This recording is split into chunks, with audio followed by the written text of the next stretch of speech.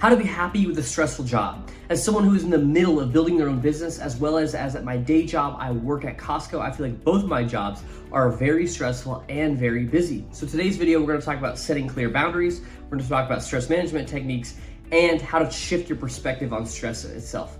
First, we have to define about the boundaries necessary with a stressful job and then how to be happy with that.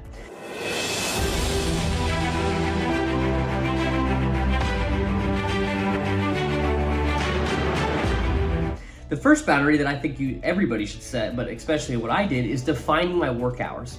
I used to always be on that treadmill of my business. I was always trying to be learning something, always trying to be working on something, but that ran me into the ground and actually burned me out. So I had to define my work hours. I had to set a clear end to my workday. Today, it's gonna be, I'm gonna finish these videos up and I'm gonna go to the gym, and that's gonna be my end. I'm not gonna do anything after the gym. And so it's setting those boundaries, however that looks for you. For me, it's turning on Do Not Disturb on my phone, so emails, texting, that stuff, any work related I don't look at. Also, you can set a fake or a real commute. So if you have a job at an office, obviously you have a real commute that will set your work hours. On your way home, you're done working. For me, it's I work from home the most of the time. I will just actually take my materials and set them off my desk. And that's kind of my fake commute. I just sending them away and then I'll kind of walk around the house, do some things. That's my fake commute. And then when I sit back down, I'm in relaxation mode. And so for you, it could be a walk outside. It could be doing the things that I do, getting rid of your materials, stuff like that. But setting those working hours is really crucial to have a clear boundary in your mind of, yes, I'm working, no, I am not relaxing. Or yes, I'm relaxing, no, I'm not working. And that's been really helpful in my experience, especially with the burnout that I just faced. On top of defining work boundaries, you also want to set physical boundaries. Physical boundaries in terms of set a designated workspace. So for me, I only do my work at this desk. I don't do my work in my bedroom. I occasionally will do work on the couch, but it's usually less intensive stuff. Any of the intensive work I do is at this desk. So I know when I get up from this desk, there's a clear physical boundary in my mind from my workspace and my relaxation space. So setting that is gonna be really important. Don't be doing work all over your house. Don't do it on the kitchen. Don't do it in your bedroom or in your living room. Don't do any of that stuff because that'll not set the clear boundary in your mind. And one more thing with boundaries is actually having time when you just say no. There'll be times when tasks will be fed to you and you just have to say no to them if they were not your responsibility. If they are your responsibility, yes, you have to execute on that if you want to be excellent. But if these tasks are not your responsibility, then you're gonna have to say no, especially if it's running you into the ground. So set limits on tasks that you will accept and take on that aren't your responsibilities. There's been times in my business, there's been times at Costco where I have to say no to things because they're not my responsibility, and I know if I do take them on, I will run myself to the ground.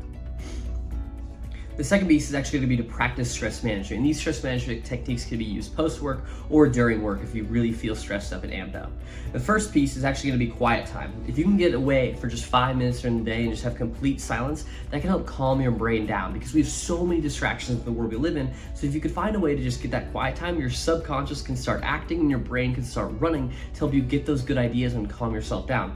I like to do it when I'm driving. I like to do no music when I'm driving, especially on longer drives.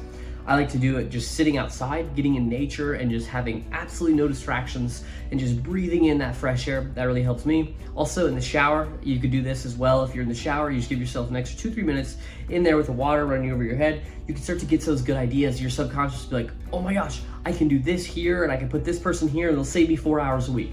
So one of those great ideas can come during that quiet time, and you want to do absolutely nothing, no phone, no nothing during it.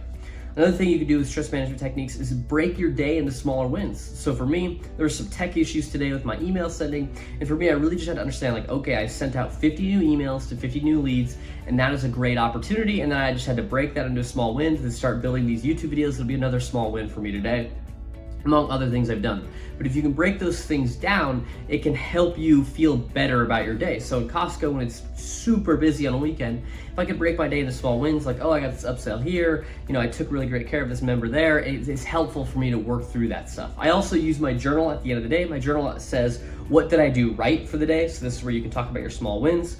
Where do you need to make improvements? And that is another, I think, win in my mind, because if I understand where I need to make improvements, I can then improve and be better at my job, which then gets me closer to excellence and closer to my goals. On top of that, another thing I like to ask myself is how am I feeling? If I'm in tune with my emotions, but still execute despite, but just understand how I'm feeling, that's a win for me. And then also I ask myself, what would your 80-year-old self tell you? What advice would he give you? That's another small win because he's completely in line with where I want to go. He knows me 100%. So those two factors, he's going to give me the best advice possible. So that's another small win for me as well. And then finally, one more stress management technique you can do before the day or during the day, but also I exercise almost every day, physical activity and breathing. So during the day, you can take a small walk, you can take a 5-minute stretch break. Those things can help calm your mind down and kind of give you that fresh reset. But also physical activity before or after work is gonna be excellent. You can get a good hour in, good hour and a half. You're gonna feel a lot better if you're able to get some of that stress out. So again, you could walk during the day, 5-minute stretch, as well as you could use the square breathing technique during the day. If you're really in a situation that's kind of confrontational or a lot of stress, it's getting your heart rate up, use the square breathing technique, which is 4-second inhale, 4-second hold, 4-second exhale, another 4-second hold to help calm yourself down. Third and the final piece is going to be shift your perspective on stress itself. Stress can actually be a really good thing. So the first thing you want to see stress as is see stress as growth. It's actually an opportunity for growth and resilience and ability to show yourself how strong that you can be and how good you are at what you do, as well as some really good problem solving skills. So for me, just recently, I kind of moved to the sales department within Costco just to grow more and get better, because that's what my life's going to look like in the next year or two, is going to be a lot of heavy sales and marketing. And so for me, that was kind of like stressful. It was stressful to go down there, learn a completely new system, and then also having to sell people is kind of can be stressful in and of itself, but it showed me how good I can be, and it showed me my ability and my resilience to that stress. So I saw it as an opportunity for growth. On top of seeing stress as a growth opportunity, you want to focus on what you can control. When I'm at Costco, I know I can't control the lines, even though they're super stressful. I have to focus on what I control, which is the actions that I can do right now, and I can't kick people out. On top of that, with the tech problems I faced today with my emails, I can't fix any of that stuff. It was things that are out of my control, and I can just focus on doing the things that I can do on my end to continue to send those emails and make sure they're good quality emails. And also, when you look at that, you want to shift just simply on what you can do. Focus on what you can do. That's all that matters. And then finally, one final piece with stress and shifting your perspective on it is actually being grateful for it. Having gratitude and being thankful for the opportunity you are in. Frequently in the Costco in the past, I'd be like, oh my gosh, I don't want to be here. It's so busy. But then I think about the people who are disabled in a wheelchair. They would probably kill for the opportunity to be where I am at, working. Or maybe someone who's lived a long life and is 90 years old, maybe they miss the youth and being able to keep up with the speed, stuff like that. And so being able to see it as an opportunity for me to actually just fulfill this, because someone else would kill to be in my position. Especially also if someone was in a third world country, they would kill to be in the opportunity I was in to make the money I am and do the things I'm doing. So seeing it for opportunity has been really helpful for me and being grateful for it.